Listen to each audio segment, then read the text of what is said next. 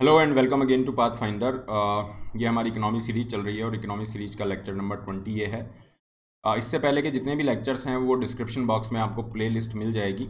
वहाँ पे उस प्ले लिस्ट पर जाके आपको फर्स्ट लेक्चर से जितने भी लेक्चर हैं वो सभी यहाँ पे प्राप्त हो जाएंगे। आज हम FRBM एक्ट की चर्चा करेंगे। जनरली अगर हम देखें जिस तरीके से श्रीलंका में, पाकिस्तान में क्राइसिस चल रहा है, तो वहाँ पे चर्चा हो रही है कि सरकारों के ऊपर जो डेट है, जिसे हम कहते हैं पब्लिक डेट हो गया, सॉवरन डेट है, नेशनल डेट है, वो काफ़ी ज़्यादा है। तो इंडिया के अंदर भी जब डेट का इशू बढ़ा, काफ़ी ज़्यादा डेट यहाँ पे होने लग गया, सरकारों पे कर्जा बढ़ने लग गया, क्योंकि सरकारें कई बार खर्चा बहुत ज़्यादा कर रही हैं और रेवेन्यू उनका कम है, तो उसकी वजह से उनको उधार लेना पड़ता है। जैसे हमने फिजिकल डेफिसिट में चर्चा की थी प्रीवियस लेक्चर में। तो उस केस के अंदर गवर्नमेंट अगर उधार ले रही है और डेट काफ़ी ज़्यादा हो रहा है, फॉर एग्जांपल आपका जीडीपी के कंपैरिजन में अगर देखा जाए डेट का परसेंटेज, तो काफ़ी सारी इकोनॉमी है जहाँ पे 100% को वो क्रॉस कर चुका है, जैसे श्रीलंका के केस के अंदर है। तो फिर काफ़ी मतलब एक तो आपकी क्रेडिट रेटिंग कम हो जाती है, आपको बाहर से उधार लेना मुश्किल हो जाता है, फिजिकल डेफिसिट बढ़ रहा है, तो काफ़ी सारी समस्याएं होती हैं जो लॉन्ग टर्म में इकोनॉमी को नुकसान पहुंचाती है। इसी उद्देश्य से भारत के अंदर जो है ये एक कानून बनाया गया, 2003 में FRBM एक्ट आया, जिसे हम कहते हैं physical responsibility budget management act, जिसमें सरकार कितना कर्जा ले सकती है या सरकार का जो डेफिसिट है उसको हमें कितना रखना है, ये सारी चीज़ें वहाँ पे मेंशन की गई। अगेन एग्जाम के पॉइंट ऑफ व्यू से इंपॉर्टेंट है, ऑलरेडी क्वेश्चंस भी आए हैं प्री और मेंस दोनों के पर्सपेक्टिव से। इस पूरे इशू को डिटेल में यहाँ पे देखेंगे, लेटेस्ट डेवलपमेंट है वो भी यहाँ पे ऐड किए गए हैं। आगे बढ़ते हैं। आगे बढ़ने से पहले this is a brief introduction about me. My name is Rahul Bharadwaj. ये मेरा टेलीग्राम चैनल है जिस पे आप मुझे फॉलो कर सकते हैं, PDF यहाँ पे आपको प्राप्त हो जाएंगे। अनअकैडमी के प्लस प्लेटफॉर्म के लिए इस लिंक पे आप मुझे फॉलो करिए, जहाँ पे आपको अनअकैडमी प्लस पे फ्री क्लासेस यहाँ पे प्राप्त हो जाती हैं और जो भी कोर्स रिलेटेड अपडेट्स हैं वो भी यहाँ पे मिलते रहेंगे। पाथ फाइंडर को इसी तरह के एग्ज़ाम रिलेटेड, करंट अफेयर और सब्जेक्ट रिलेटेड कंटेंट के लिए आप सब्सक्राइब करना ना भूलें। जो भी बच्चे यूपीएससी की तैयारी कर रहे हैं, अब यूपीएससी की प्रिपरेशन आसान है, घर बैठे आप कंप्लीट प्रिपरेशन कर सकते हैं। और अनअकैडमी का जो प्लस प्लेटफॉर्म है ये आपको देता है 1 point solution for your UPSC preparation. आपको अभी फ्लैट 20% ऑफ दिया जा रहा है जितने भी सब्सक्रिप्शंस हैं, और आज इसकी लास्ट डेट है। तो यहाँ पे जो आपकी जीएस, जिसमें प्री मेंस इंक्लूड है, सीसेट इंक्लूड है, प्लस ऑप्शनल कंप्लीट जो प्रिपरेशन पैकेज है, इसकी फीस 49,000 है। डिस्क्रिप्शन बॉक्स में इसके लिंक दिए गए हैं। Use the code RB Live to get these maximum discounts and personalise guidance. इसके अलावा आपको यहाँ पे प्रीलिम्स की बुकलेट भी दी जाएंगी, सब्जेक्ट वाइज, टॉपिक वाइज। इसमें MCQs हैं, 10,000 प्लस MCQs यहाँ पे हैं। आगे बढ़ते हैं, FRBM एक्ट की यहाँ पे चर्चा करते हैं। और FRBM एक्ट को अगर हम देखें क्यों लाया गया, तो ओवरऑल इसके ऑब्जेक्टिव्स हैं। एक तो सिस्टम में ट्रांसपेरेंसी लाने की बात की गई कि सिस्टम को यहाँ पे ट्रांसपेरेंट बनाया जाए, किस तरह से फिजिकल मैनेजमेंट हो रहा है कंट्री का, मतलब सरकार जो है खर्चा कर रही है तो कहाँ पे खर्चा कर रही है, बोरो कर रही है तो कितना बोरो कर रही है, किस तरीके से है, लॉन्ग टर्म के अंदर वो फ़ायदे वाली बात है या वहाँ पे कुछ समस्याएं पैदा हो सकती हैं। इस चीज़ को लेकर ट्रांसपेरेंसी बनी रहे सभी के सामने। भारत की जो वर्तमान स्थिति है, इकोनॉमी की स्थिति है, या सरकार की जो वित्तीय स्थिति है, उसको लेके सारी इन्फॉर्मेशन पब्लिक डोमेन में वहाँ पे रहे। इसका मतलब है पार्लियामेंट में वो सारी इन्फॉर्मेशन रहे। Ensuring the equitable distribution of the debt. सरकारें क्या करती हैं, कर्जा लेती हैं। जैसा हमने देखा कि आपकी आमदनी अठन्नी और खर्चा रुपया वाली सिचुएशन है, तो गवर्नमेंट क्या करती है, उसे फुलफिल करने के लिए बोरो करती है। इससे पहला वाला जो लेक्चर था उसमें हमने डेफिसिट्स देखे थे, क्योंकि गवर्नमेंट अगर खर्चा ज़्यादा कर रही है और उसकी रेवेन्यू या फिर टोटल रिसिप्ट कम है, तो वो क्या करेगी, उधार लेगी।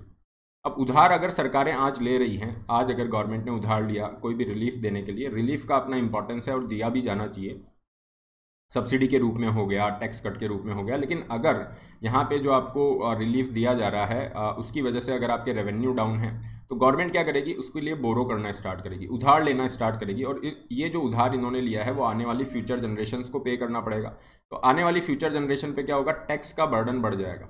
तो हमें इंटर जनरेशनल जो जस्टिस है, वो भी इंश्योर करना होगा कि आने वाली जनरेशन पे ज़्यादा टैक्स का बर्डन ना हो, अदरवाइज़ फिर कॉन्सिक्वेंसेज रहेंगे, क्योंकि वो ज़्यादा टैक्स पे करेंगे तो उनकी स्पेंडिंग कम होगी, स्पेंडिंग कम होगी तो मार्केट के अंदर डिमांड कम होगी, और डिमांड कम होते ही इकोनॉमिक ग्रोथ भी डाउन हो जाएगा, जिसकी वजह से जॉब्स कम होंगी। ये सारी समस्याएं देखने को मिलेगी। तो यहाँ पे ये एक्ट इंश्योर करता है कि जो डेट है, कर्जा है, इसका इक्विटेबल डिस्ट्रीब्यूशन किया जाए। फिजिकल स्टेबिलिटी लॉन्ग रन के अंदर इंश्योर की जाती है कि सरकारें अगर उधार ले रही हैं तो क्या उसके फंडामेंटल इतने स्ट्रांग है कि उस उधार को चुकाया जा सकता है, क्या वो सस्टेनेबल है, ये सारी चीज़ें यहाँ पे देखी जाती हैं। और इसी उद्देश्य से 2003 के अंदर ये FRBM एक्ट बनाया गया, जिसे हम कहते हैं physical responsibility and budget management act. Fiscal discipline ये इंश्योर कर रहा है। फिस्कल जो डेफिसिट है, ये फिस्कल डेफिसिट, रेवेन्यू डेफिसिट, ये सब चीज़ें क्या होती हैं, ये जो लेक्चर नंबर 19 है, मतलब इससे जस्ट पहले वाला जो लेक्चर है उसमें हमने डिटेल में डिस्कस किया है। तो जिन बच्चों ने वो लेक्चर नहीं देखा है उसका डिस्क्रिप्शन बॉक्स में आप जाएंगे तो वहाँ पे प्लेलिस्ट का लिंक है, let me just mention it once again, वहाँ पे प्लेलिस्ट में जाके आपको सारे लेक्चर मिल जाएंगे। तो फिस्कल डेफिसिट को रिड्यूस करना, हमारा जो मैक्रो इकोनॉमिक मैनेजमेंट है इसमें सुधार लाना, पब्लिक फंड्स का मैनेजमेंट इंप्रूव करना ताकि एक बैलेंस बजट आ सके जिसके अंदर लोगों को अगर कुछ राहत देनी है वो भी हो जाए, और हमारे इकोनॉमी के फंडामेंटल्स भी मजबूत रहें, हमारा जो फिस्कल डेफिसिट है वो एक लिमिट के अंदर रहे। इसी उद्देश्य से FRBM एक्ट आया और उसके मेन जो पर्पस हैं उसमें ये कहा गया कि हमारा जो रेवेन्यू डेफिसिट होगा सरकार का, ये आपको क्या करना है, एलिमिनेट करना है। अब देखिए ये बहुत इंटरेस्टिंग सा है क्योंकि रेवेन्यू डेफिसिट में हमने देखा था प्रीवियस लेक्चर में कि ये रेवेन्यू डेफिसिट क्यों हो रहा है कि आपका जो रेवेन्यू एक्सपेंडिचर है, जो खर्चा है, जो सरकार अपना डे टू डे एडमिनिस्ट्रेशन और ये सब करने के लिए कर रही है, तो वो रेवेन्यू एक्सपेंडिचर आपका ज़्यादा है और आपको जो रेवेन्यू रिसिप्ट प्राप्त हो रही है जिसमें बहुत बड़ा पार्ट है टैक्स रिसिप्ट का, ये आपकी कम है। लेटस से ये 70 रुपीज़ है, तो यहाँ पे 30 रुपीज़ का क्या हो गया आपको डेफिसिट। तो ये डेफिसिट जो हो रहा है इसका मतलब है कि गवर्नमेंट अपनी खुद की नीड को फुलफिल करने के लिए भी उधार ले रही है और ये एक अच्छी कंडीशन नहीं है। अगर गवर्नमेंट इन्वेस्ट करने के लिए उधार लेती है, असेट क्रिएशन के लिए उधार लेती है, जैसे इंफ्रास्ट्रक्चर करना, ये सब चीज़ें, तब ये अच्छा माना जाएगा क्योंकि इकोनॉमी की प्रोडक्टिव कैपेसिटी बढ़ रही है और इसके अलावा हम देखें तो काफ़ी सारे जॉब क्रिएशन होंगे, ये सब चीज़ें हैं। लेकिन यहाँ तो गवर्नमेंट उधार ले रही है अपनी खुद की जो है नीड को फुलफिल करने के लिए, तो ये चीज़ अच्छी नहीं मानी जाती है। इसीलिए इसके एलिमिनेशन की बात की गई कि रेवेन्यू डेफिसिट को तो एलिमिनेट ही कर देना है और हमें क्या बनाना है, रेवेन्यू सरप्लस क्रिएट करना है कि यहाँ पे हमारा एक्सपेंडिचर कम हो और रेवेन्यू रिसिप्ट ज़्यादा हो। हालांकि अभी भी हमारा रेवेन्यू डेफिसिट ही होता है, उस पर भी हम आएंगे। इसके अलावा इसमें कहा गया कि फिस्कल डेफिसिट जो है इसे 3% ऑफ द GDP पे लाना है बाई मार्च 2008। 3% ऑफ GDP पे हमें लाना है। अगर हम देखेंगे अभी गवर्नमेंट का 6% के आसपास चल रहा है, 2020-21 जो कोरोना काल था वहाँ पे 9% तक ये चला गया था। तो उसके अंदर क्या रही, क्या वो इसके अंदर कुछ ऐसे एक्सेप्शन के क्लॉज हैं या नहीं, वो भी देखेंगे। तो कुल मिला के इसका उद्देश्य क्या था, इसका उद्देश्य ये था कि रेवेन्यू डेफिसिट को ख़त्म कीजिए, ठीक है। तो थोड़ा सा आप अपना जो सब्सिडी है उसको गवर्नमेंट रैशनलाइज करेगी, जहाँ पे ज़रूरत है वहाँ पे दी जाए, ज़रूरत नहीं है वहाँ पे कट किया जाए, अपने एक्सपेंसेस को कट किया जाए, इस तरीके से। और टैक्स जो रेवेन्यू है उसके अंदर सुधार लाया जाएगा कि जो टैक्स की चोरी हो रही है उस पर वर्कआउट किया जाए, ये सब चीज़ें।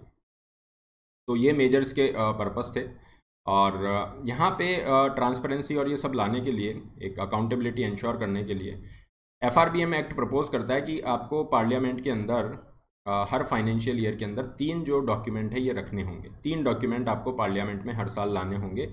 फर्स्ट डॉक्यूमेंट है fiscal policy strategy statement, fiscal policy strategy statement, फिर है medium term fiscal policy statement और मैक्रो इकोनॉमिक फ्रेमवर्क स्टेटमेंट। इनको एक बार थोड़ा थोड़ा समझने का प्रयास करते हैं। फिस्कल पॉलिसी स्ट्रेटजी स्टेटमेंट क्या है, ये पार्लियामेंट में प्लेस किया जाएगा, जो बताएगा कि गवर्नमेंट की प्रायोरिटीज़ क्या हैं, गवर्नमेंट किस तरीके से अपने एरियाज़ को देखती है कि अगर इसको टैक्स बढ़ाना है, मतलब टैक्स से जो रेवेन्यू आ रहा है इसको इंक्रीज़ करना चाह रहे हैं तो कैसे करेंगे, अगर आप खर्चा कर रहे हो तो कहाँ पे करोगे, कैसे खर्चे के अंदर कटौती यहाँ पे की जाएगी, कहाँ पे इन्वेस्टमेंट कर रहे हो, कहाँ से बोरोइंग लाओगे, ये सारी जो चीज़ें हैं, ये फिस्कल पॉलिसी की जो स्ट्रैटेजी है उसको इस स्टेटमेंट में मेंशन किया जाएगा। Taxation, expenditure, investment, borrowing, guarantees वगैरह सब यहाँ पे रहेगी। तो ये क्या होगा, सभी के सामने पार्लियामेंट के अंदर ये इन्फॉर्मेशन रहेगी, गवर्नमेंट की जो वित्तीय स्थिति है उसको लेके बिल्कुल पारदर्शिता यहाँ पे रखी जाएगी। और इसके अलावा ये भी बताएगा कि अगर आप FRBM के टारगेट के लिए जा रहे हो, जैसे गवर्नमेंट कहती है कि हम अपना वित्तीय घाटा जो है फिस्कल डेफिसिट इसे कम करेंगे, तो यहाँ पे ये जो स्ट्रैटेजी डॉक्यूमेंट है, स्टेटमेंट है, ये बताएगा कि कैसे गवर्नमेंट यहाँ पे अपना फिस्कल डेफिसिट को कम करेगी। तो स्ट्रैटेजी की भी चर्चा की जा रही है, अपने गोल्स और स्ट्रैटेजी दोनों बताए जाएंगे। फिर सेकेंड स्टेटमेंट है जो रखा जाएगा, medium term fiscal policy statement. ये जो है गवर्नमेंट के टारगेट को बताएगा 3 ईयर के लिए, है ना, 3 year target on 5 specific indicators.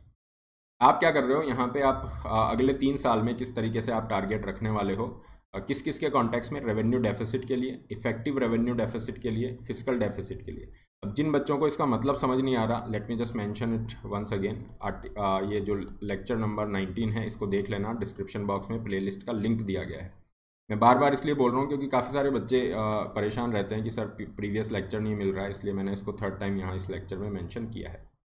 Revenue deficit को कम करना, क्योंकि हमने देखा रेवेन्यू डेफिसिट हो रहा है, इसका मतलब गवर्नमेंट अपने खुद के खर्चे के लिए पैसा उधार ले रही है, जो अच्छी बात नहीं है।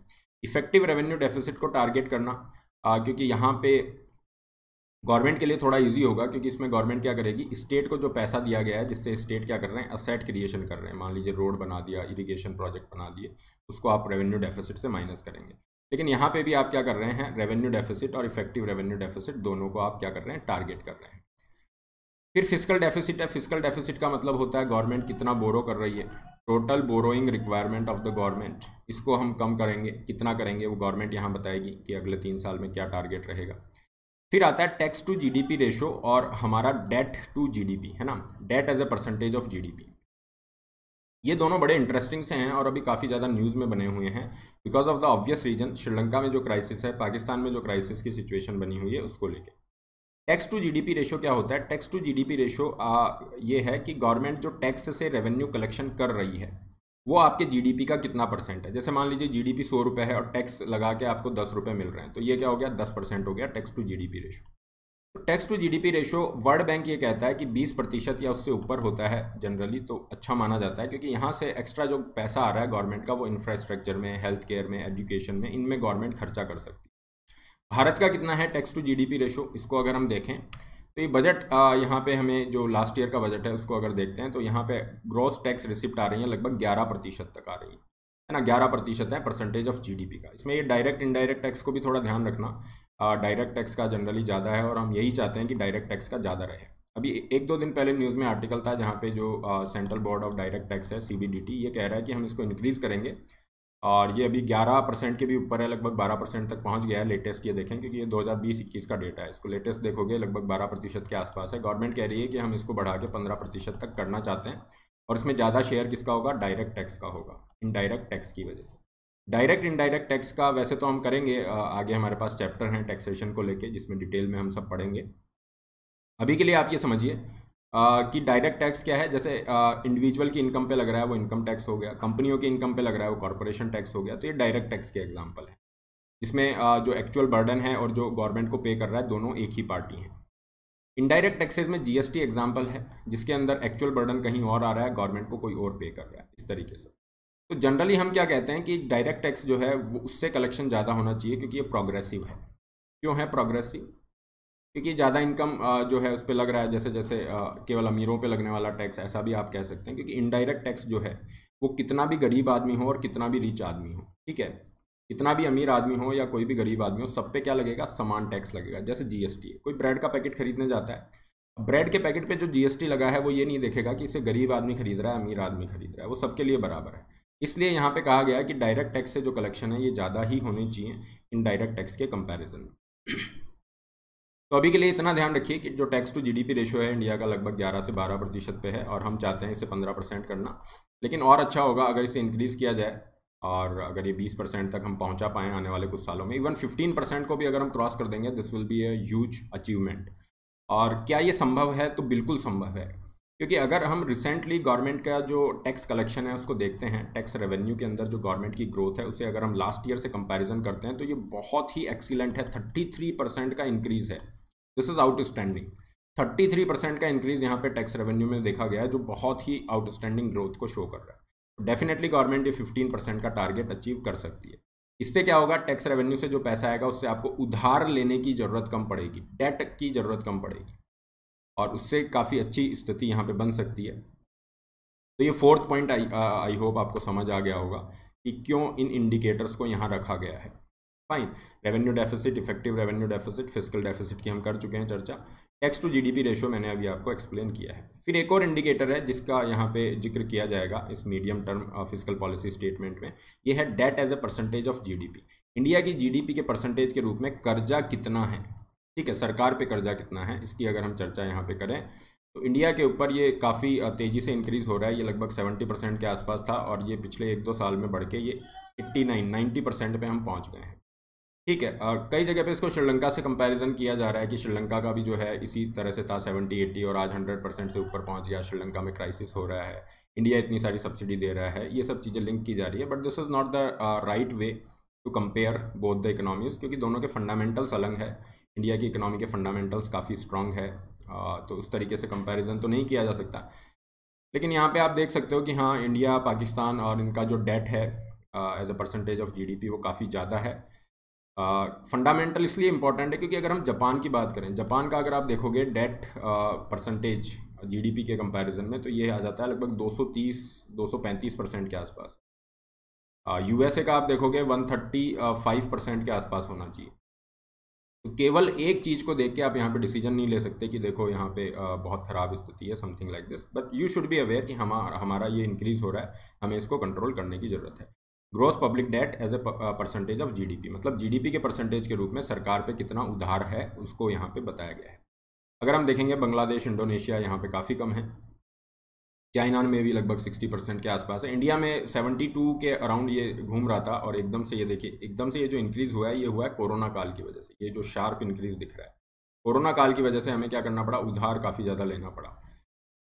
तो गवर्नमेंट यहाँ पे बिल्कुल इसको टारगेट करने का प्रयास कर रही है, और इसीलिए तो FRBM एक्ट लाया गया है। This is the overall purpose ना FRBM एक्ट, इसीलिए तो लाया गया है कि आपका ये जो कर्जा है ये कंट्रोल में रहे, एक सस्टेनेबल लिमिट में ये रहे। तो ये हुआ सेकंड पॉलिसी स्टेटमेंट, और थर्ड आता है मैक्रो इकोनॉमिक फ्रेमवर्क स्टेटमेंट, और ये भी हर साल रखा जाएगा पार्लियामेंट के अंदर। ये बताएगा कि गवर्नमेंट जो है एक्सपेक्टेड जीडीपी ग्रोथ रेट कितना चाह रही है, physical balance of the central government, external sector balance of the government, ये सारी चीज़ें ये यहाँ पे बताता है। मैक्रो इकोनॉमी मतलब ओवरऑल इकोनॉमी के पर्सपेक्टिव के हिसाब से यहाँ पे कुछ चीज़ें मेंशन की जाती है कि आप क्या एक्सपेक्ट कर रहे हो, क्या आपके टारगेट्स हैं, समथिंग लाइक दिस। तो ये तीनों FRBM एक्ट के अंतर्गत हर साल सरकार रखती है पार्लियामेंट के अंदर। ओके, और इसके अलावा यहाँ पे शुरुआती दौर में जो मेजर पर्पस था, मतलब जो ओरिजिनल जो FRBM एक्ट है, ओरिजिनल हम क्यों कह रहे हैं, क्योंकि कई बार इसका अमेंडमेंट हुआ है ना, तो उसमें ये कहा गया था कि रेवेन्यू डेफिसिट को तो आप एलिमिनेट कर दो और 3% तक आपका फिजिकल डेफिसिट रहेगा।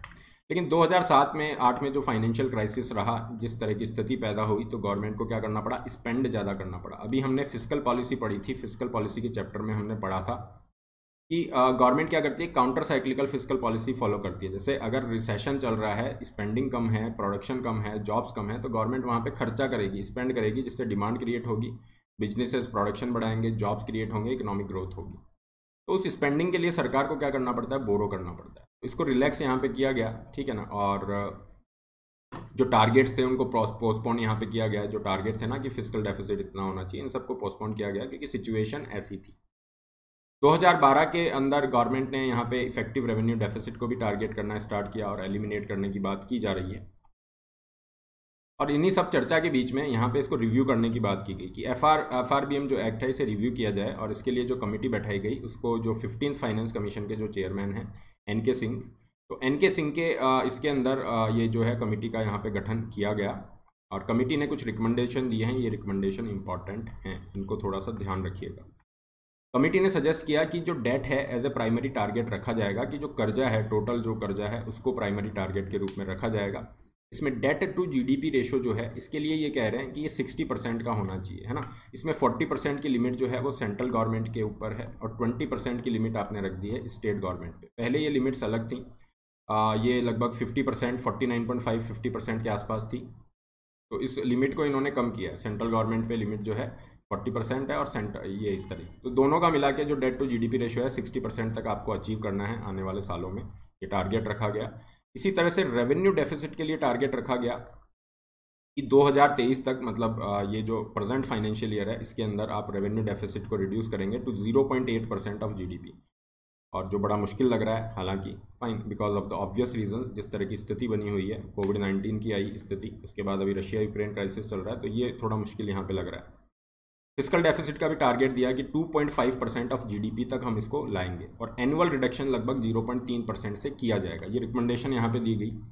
इसके अलावा एक एस्केप क्लॉज यहाँ पे जोड़ने की रिकमेंडेशन दी, और इन सबको ये FRBM एक्ट में अमेंडमेंट किया गया 2018 में, जिसमें ऐड किया। एस्केप क्लॉज में क्या है कि अगर गवर्नमेंट इन टारगेट को मीट नहीं कर रही है, तो कौन कौन सी वो कंडीशन होंगी, कौन कौन से वो एक्सेप्शंस होंगे, जहाँ पे आपको क्या दिया जाएगा, फ्लेक्सिबिलिटी दी जाएगी कि ठीक है आप ये टारगेट मीट नहीं कर रहे हो। जैसा स्कूल में होता है ना, आपको होमवर्क करना होता है, अगर आप होमवर्क नहीं करके लाए तो फिर जो भी पनिशमेंट है वो मिलता है। लेकिन कई बार क्या होता है, आपको छूट दे दी जाती है एक्सेप्शन की, नहीं मैं वहाँ चला गया था या कुछ इस तरीके से, कुछ भी बहाना जो अगर जेन्युइन लगता है। तो यहाँ पे तो इन्होंने मेंशन ही कर दिया कि ये XYZ रीज़न है, इसी केस में होगा। क्या रीजंस हैं? रीज़न है नेशनल सिक्योरिटी का, नेचुरल कैलामिटी और एक्सेप्शनल ग्राउंड्स हैं, स्ट्रक्चरल चेंजेस हो गए इवन, जैसे गवर्नमेंट ने क्या किया, जो कॉर्पोरेशन टैक्स है उसको कम किया था। गवर्नमेंट ने कहा कि ये स्ट्रक्चरल चेंज है, कॉर्पोरेशन टैक्स को हमने कम किया है, कॉर्पोरेट पे जो टैक्स लगता था तो उससे हमारे रेवेन्यू कम होंगे, इसलिए हम यहाँ पे ये एक्सेप्शन ले रहे हैं। कैलामिटी की कंडीशन कोविड-19 के केस में जस्टिफाई हो जाती है, तो इसीलिए 2020 के अंदर यहाँ पे रिलैक्सेशन दिया गया, और जो फाइनेंस मिनिस्टर है उन्होंने रिलैक्सेशन लिया था कि हम जो है टारगेट्स को यहाँ पे रिवाइज़ कर रहे हैं, फिस्कल डेफिसिट एटसेट्रा के जो टारगेट हैं इनको हम रिवाइज़ कर रहे हैं। तो एक्सेप्शन कंडीशन एस्केप क्लॉज में ऐड की गई हैं। अभी रिसेंट जो लेटेस्ट चेंजेस हैं या जो लेटेस्ट अपडेट्स हैं यहाँ पे गवर्नमेंट की तरफ से, वो थोड़ा देख लेते हैं। गवर्नमेंट यहाँ पे कह रही है, जो लेटेस्ट बजट है उसकी बात है, कि हम जो है फिस्कल डेफिसिट को रिड्यूस करेंगे 4.5% ऑफ द जीडीपी। तो जो चेंज यहाँ पे FRBM एक्ट में किया है, 4.5% ऑफ जीडीपी के लिए जा रहे हैं, क्योंकि हमने ये डिस्कस किया था कि हमारे जो फिस्कल डेफिसिट थे, आपको पीछे दिख रहा होगा, ये थोड़ा सा हो सकता है मैं यहाँ पे डेटा लिख देता हूँ, क्लियर नहीं होगा। तो फिस्कल डेफिसिट हमारा कोरोना वाले ईयर में तो 9% पे पहुंच गया था, फाइन। फिर कोरोना के बाद जो लास्ट फाइनेंशियल ईयर है उसमें हमारा रहा लगभग 6.9%, और इस फाइनेंशियल ईयर में गवर्नमेंट टारगेट कर रही है 6.4% ऑफ जीडीपी, कि कितना हम बोरो करेंगे, ये 6.4% है। तो गवर्नमेंट इसको कम करने का प्रयास कर रही है, कह रही है अगले आने वाले कुछ सालों में, मतलब 25-26 तक हम इसको 4.5% पे ले आएंगे, फिस्कल डेफिसिट की बात की जाए। 22-23 ये मैंने आपको बता ही दिया है। और इंटरेस्ट पेमेंट, ये बड़ा इंटरेस्टिंग है, देखिए, interest payment as a percentage of revenue receipt. Revenue receipt जो हैं आपकी, जो कि नॉन डेट क्रिएटिंग तो हैं ही, और उसमें सबसे बड़ा भाग है टैक्स से जो पैसा आ रहा है गवर्नमेंट के, उसके अंदर गवर्नमेंट कितना खर्चा कर रही है किस चीज़ के लिए, इंटरेस्ट पेमेंट पे। इंटरेस्ट पेमेंट क्या होता है, गवर्नमेंट ने उधार लिया है, हर साल गवर्नमेंट उधार लेती है, तो उसकी बजाय उसको काफ़ी सारा इंटरेस्ट पे करना होता है, ब्याज, और ये बहुत बड़ा अमाउंट होता है, ये कोई छोटा मोटा अमाउंट नहीं है, बहुत बड़ा अमाउंट है इंटरेस्ट पेमेंट का। जो रेवेन्यू एक्सपेंडिचर होता है उसका मैक्सिमम पार्ट यहीं पे चला जाता है हमारा ब्याज चुकाने में। तो यहाँ पे ये कहा जा रहा है कि हम जो इंटरेस्ट पेमेंट दे रहे हैं वो 36% हुआ करता था हमारे रेवेन्यू रिसिप्ट का, वो बढ़ के 42% हो गया है, और ये कहा जा रहा है कि आने वाले इस साल में ये बढ़ेगा और 43% तक हो जाएगा, क्योंकि हमने बोरो ज़्यादा किया है तो ऑब्वियसली इंटरेस्ट भी ज़्यादा पे करना पड़ेगा। कोरोना काल में हमने बोरो किया, तो ये सब चीज़ें हैं। ओवरऑल अगर हम देखें, गवर्नमेंट कह रही है हमारी जो लायबिलिटी है, मतलब जो डेट है, वो डिक्रीज़ करने का हम प्रयास कर रहे हैं, टू 60% पे हम इसको लाएंगे। तो देखते हैं किस तरीके से ये लाते हैं, क्योंकि अभी तो बहुत ज़्यादा है आपका, है ना, 80% के भी ऊपर है। तो इसको अगर 60% पे लाया जाएगा तो बहुत अच्छा ये रहेगा। ओवरऑल अगर हम इसको पूरा देखें FRBM एक्ट को, तो कुछ इसके अंदर कमियां भी हैं, काफ़ी सारी रिकमेंडेशन एनके सिंह वाली जो है वो अच्छी भी हैं। एक सबसे बड़ा यहाँ पे काफ़ी सारे इस पे आर्टिकल आते रहते हैं, और उसमें एक कॉमन पॉइंट आप देखेंगे तो ये कहा जाता है कि ओरिजिनल जो FRBM एक्ट है उसके ऊपर आप चले जाइए।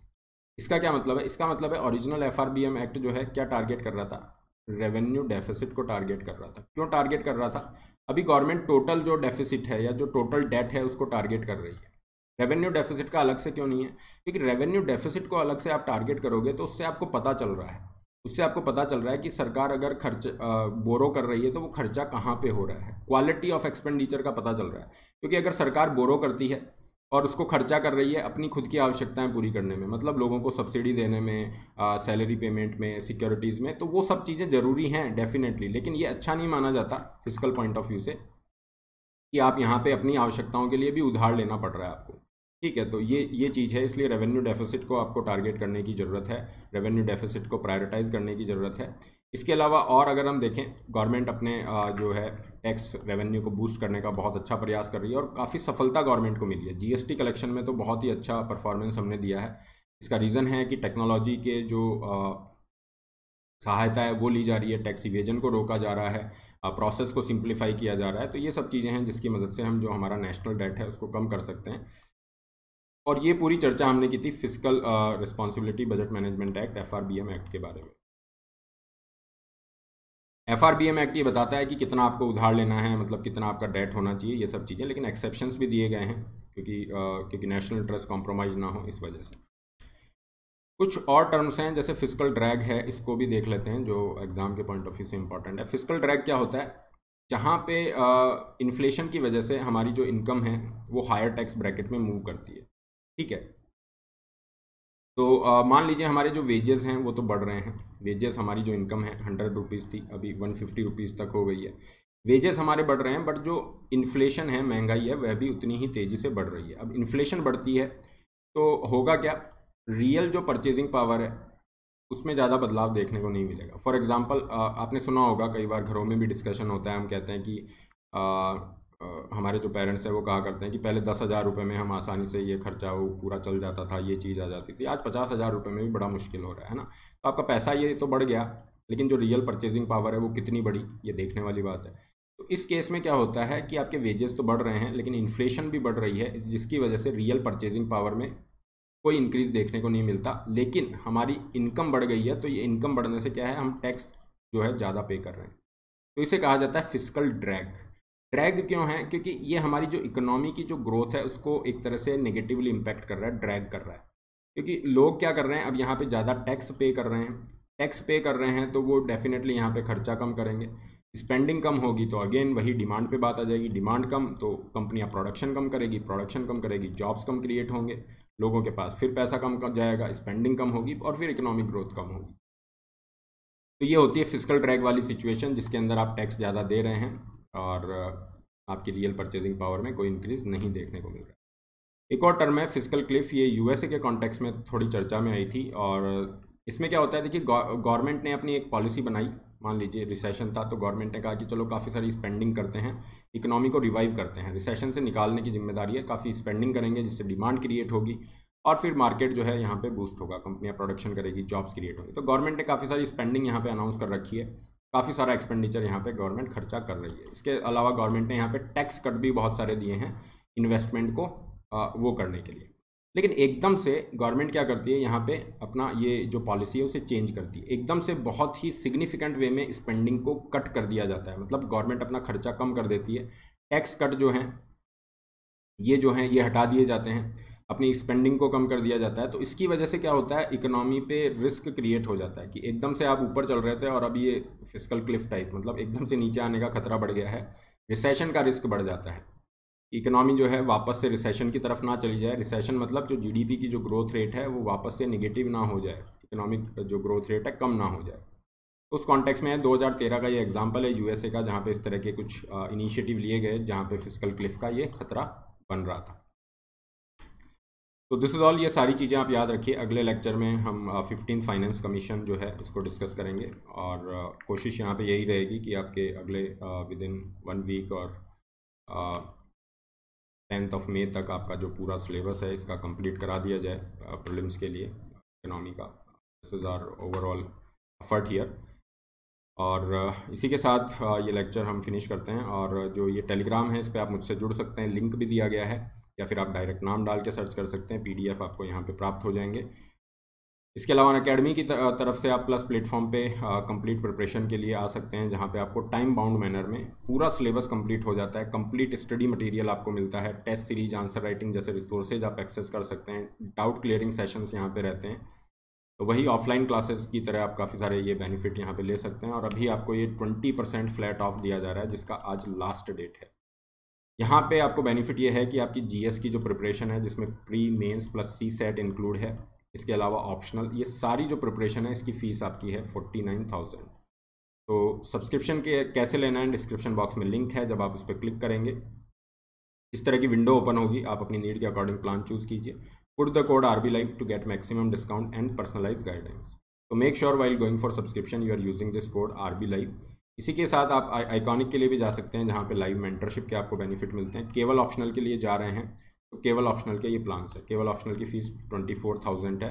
और यहाँ पे अगर आप इस डिस्काउंट ऑफर के साथ जाएंगे तो यहाँ पे पूरी preparation CSAT, GS pre, GS mains plus optional, ये फ़ीस 49,000। इस ऑफ़र का ये आज आखिरी दिन है और यहाँ पे आपको प्रीलिम्स की बुकलेट्स जो 10,000 MCQs हैं वो भी फ्री मिल रही हैं, सब्जेक्ट वाइज, सेक्शन वाइज। नए बैचेस आपके 27 अप्रैल से स्टार्ट हो चुके हैं, जिनमें आप अपना सिलेबस पूरा कर सकते हैं। नेक्स्ट वीक भी नए बैचेस स्टार्ट होंगे। EMI 0% EMI के साथ भी आप जा सकते हैं। हर Sunday combat free scholarship test होता है, जिसके लिए आप एनरोल कर सकते हैं। पाथफाइंडर के करंट अफेयर जो टेस्ट सीरीज है हर सैटरडे होती है 5:30 बजे, इसके लिए भी आप जा सकते हैं। मॉक इंटरव्यूज़ के लिए भी डेफिनेटली आप एनरोल यहाँ पे कर सकते हैं। So this is all, don't forget to like, share, subscribe. All the best, have a great day.